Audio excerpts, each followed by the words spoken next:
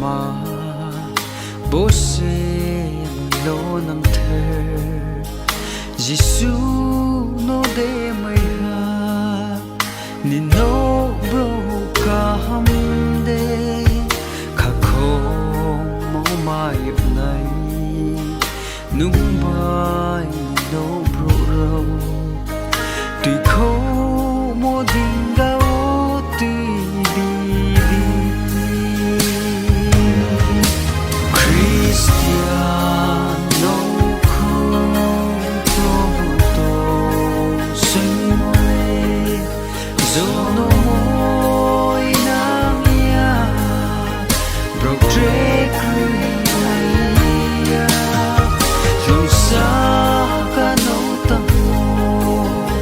bro inang maya zono mo bro sai ke to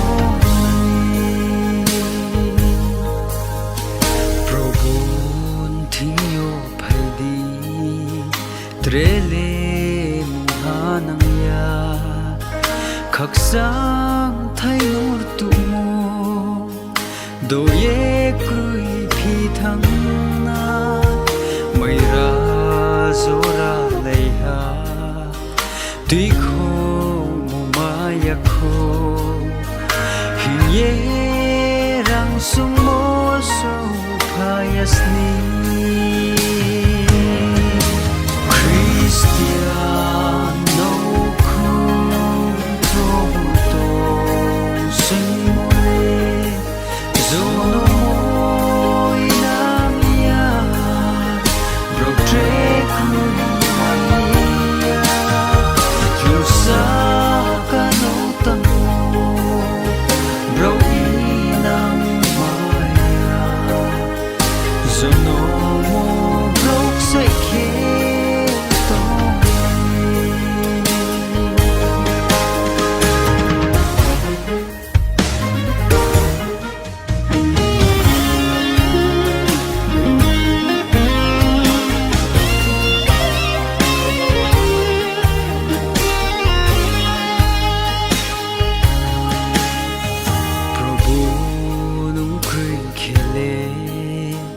Zum khak sang ni maya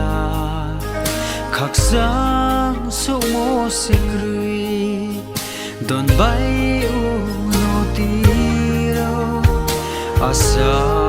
thai le se trele mo hanang ya Gisu nong se no khu sang ri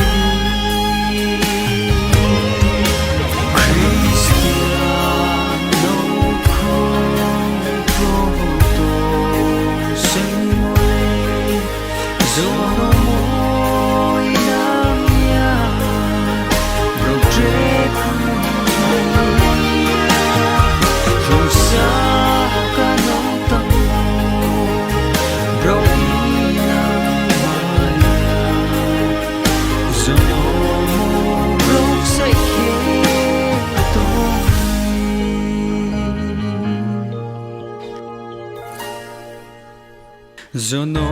mo broke sai ke tong